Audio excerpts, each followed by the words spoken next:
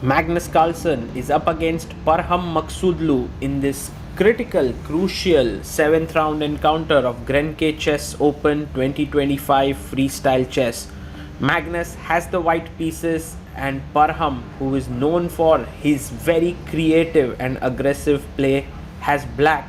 This is the second game of the day and it is naturally very tiring for the players. There you have Parham entering in, puts his bottle down. The players have not yet arranged their pieces because the position hasn't been drawn yet, and now it comes up on the screen and slowly the players start putting their pieces. The knight is in the corner, there's a rook on the other corner, and the pieces are all scrambled up on the last rank in freestyle chess. We have the kids standing there trying to get a view of Magnus and Parham getting ready for the game. Let's have a look at the position. We have a knight, bishop, knight, rook, king, queen, bishop, rook. And the position is very different from standard chess. The king is in its original position here on e1. So that does help in some ways. The rook also is here, so they could eventually castle. The players shake hands and we are ready now. Let's see what Magnus plays as the first move. He pushes his pawn to c3, opening up the bishop on this long diagonal. Now Parham, is he going to respond back with a symmetrical c6, or is he going to play something else? He plays his pawn to e5, capturing the center. A fantastic move here. And now d4 seems like one option, but there's another very powerful move that Magnus has and he plays it, f4. This is an excellent move by Magnus because it opens up the queen, it opens up the bishop, and you will see that Magnus always takes very good care of his bishops in freestyle chess. Now Parham takes f4. You can take it back with the queen. Yes, the queen is developed early in the opening. Maybe not good idea in standard chess, but in freestyle chess, it cannot be attacked so easily and looks like a fine move. But Magnus prefers to develop the knight, wants to take the pawn on f4 with his knight.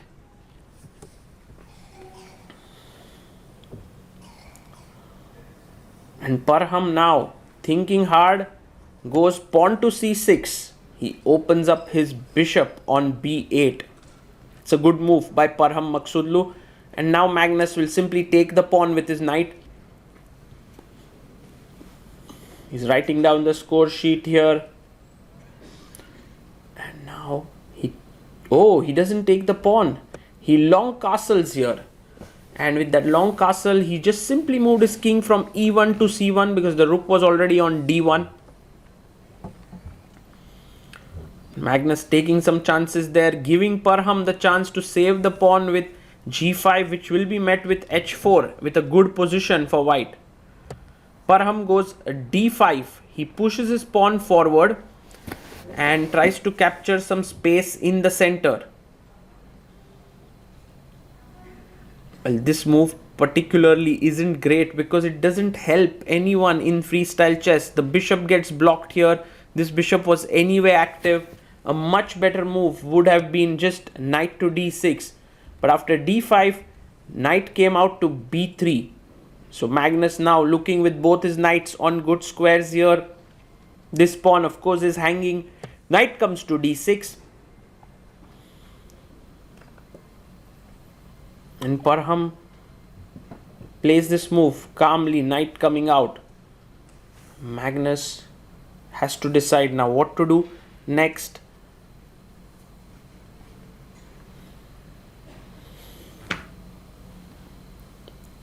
He takes the pawn on f4 with the queen. Wow, what a move there by Magnus Carlsen, because yes, you can move the knight and give a discovered attack on the queen, but it doesn't really help. So that's the reason why Magnus took the pawn with his queen. And now Parham, thinking about the position, goes queen to e7. It would be a dream scenario for Parham if he could go f6 bishop e6, short castle. That could be a very nice development.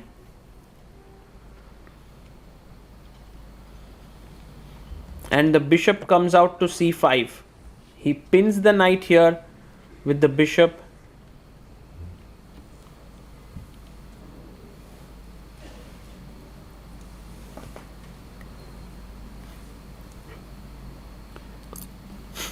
And Parham is thinking about what to do next.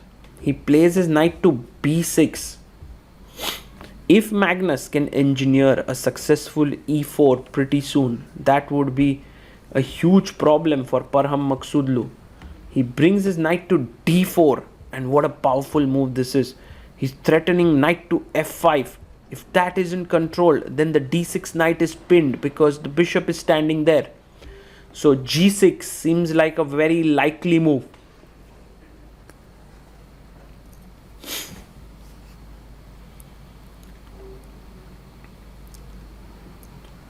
Yes, he pushes his pawn to g6 and the knight no longer can jump into the f5 square.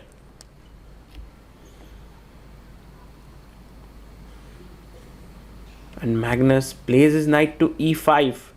The knights are now very well positioned, and you can see that there are all sorts of threats here.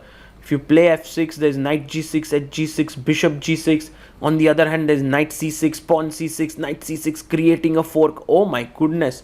It's just complete chaos. f6 played here by Parham. He's taking his chance here. He's really ready for Magnus's sacrifices. Magnus calculating. He has 51 minutes on the clock. Parham down to 26 minutes already.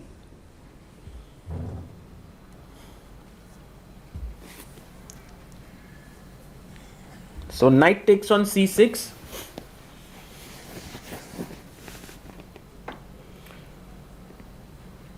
And now if pawn takes c6, we will have knight takes c6 here.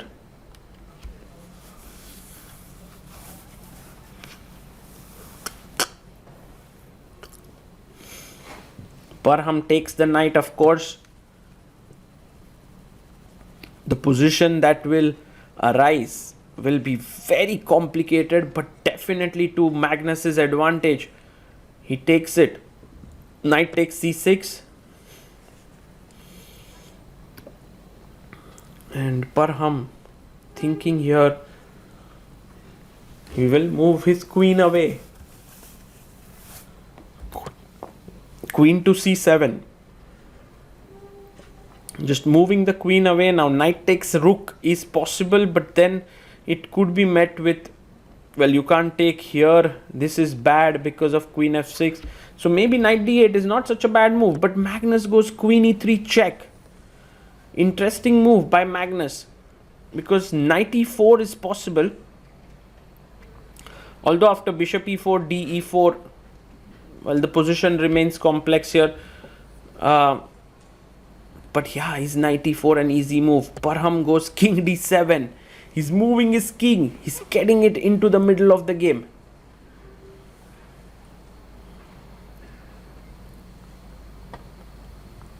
And now Magnus comes in.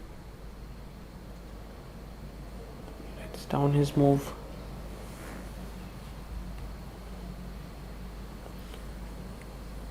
And he takes the rook.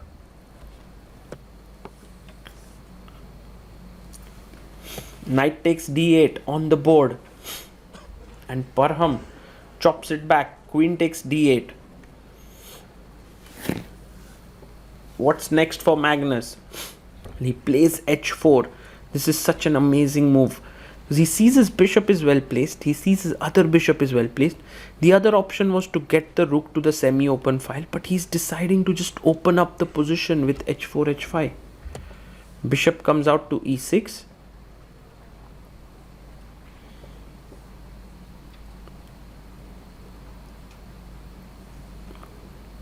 And now h5 played. So very strong move here.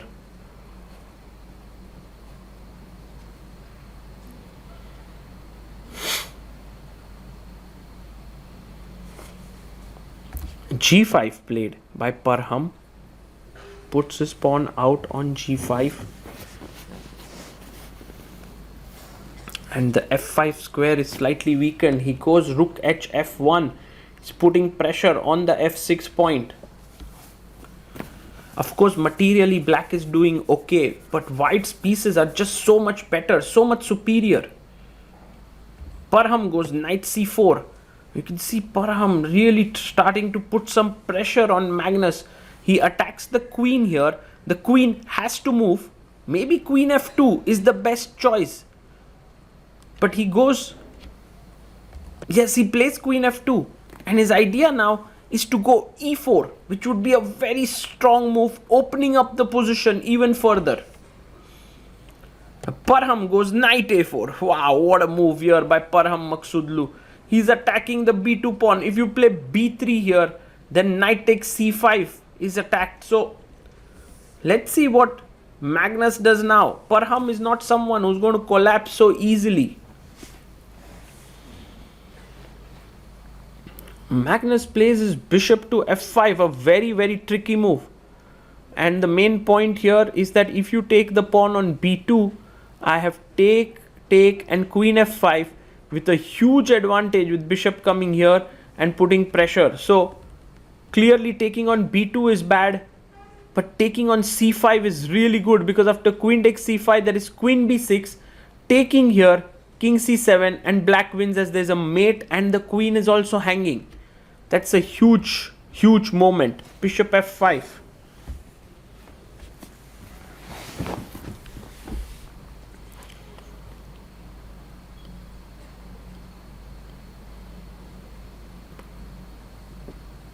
And Parham goes bishop f4. Wow, what a move there by him. Although knight takes bishop was the best one here, but bishop f4 is such a cool move.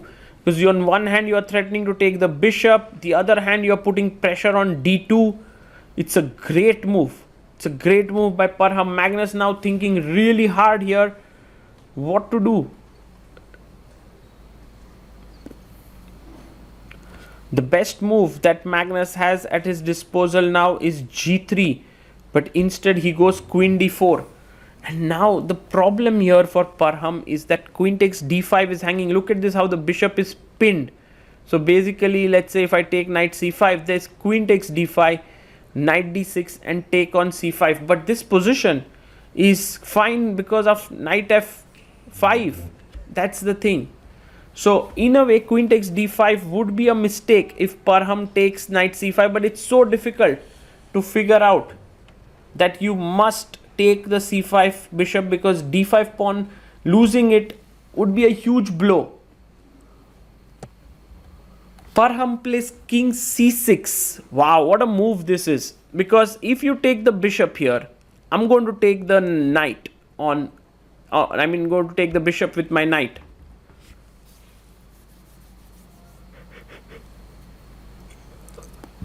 A great fighting move here for Magnus. And now let's see what Magnus will try to do, because there are fighting moves like rook takes f4, bishop takes e6, and these are really important options. But Magnus thinking he takes bishop e6. He goes for that.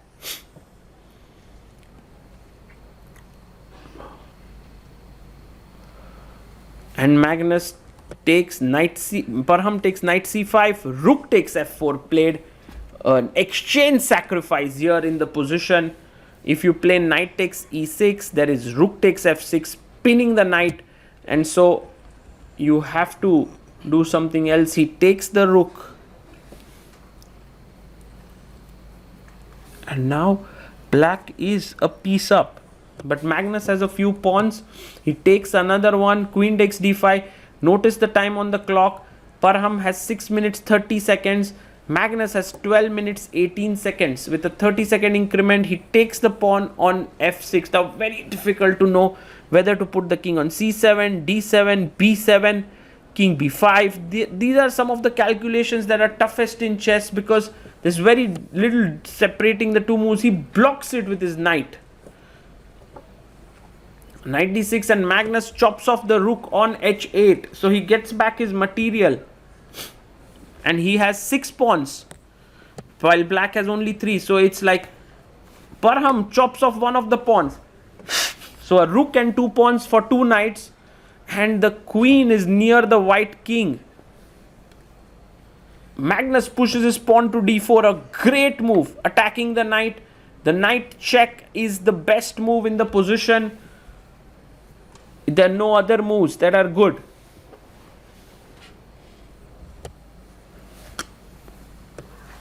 He finds it with a check. King comes up to c2.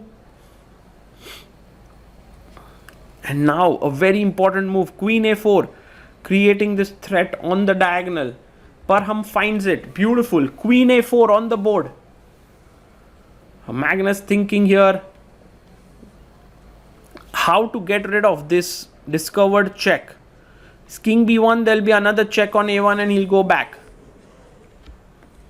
Well, he pushes forward with d5. He's launching his own attack here, which is amazing and incredible.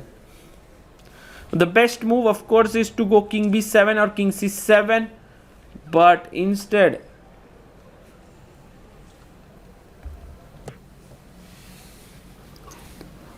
Parham puts his king on c5, and this is a bad move because now queen takes h7 is a great move for Magnus. It's a tough move because you give up a discovered check, but after king d2, let's imagine like queen h7, knight d4 check, king d2, there's no check on c2 because the queen guards it.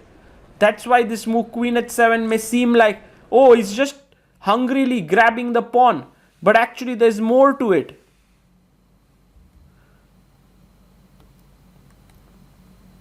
And Magnus plays queen takes h7, he presses the clock, and now the best move for Parham is to go back here, king b6. That is the best move. He finds it, king b6 on the board. What a good move. The game is getting more and more exciting here. Magnus's king is kind of trapped. He goes queen g6, he's pinning the knight here. King c7 is the best move. Keep playing, and then h6, maybe knight d4 check. There will be other pieces joining in. Will be very, very exciting if Parham manages to beat Magnus here.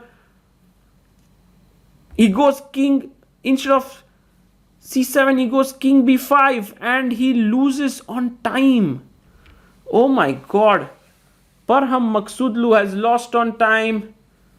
And Magnus can't believe it. He's upset there. He's shaking his head. And he's looking at the position. But it's all over now. Parham Maghsoodloo took a bit too much time there. His position last move, king b5, was a blunder. He was already losing the game. But if he had more time, he could have figured out the nuances. And the game could have continued. But what a match. What a game this was. 29 moves just.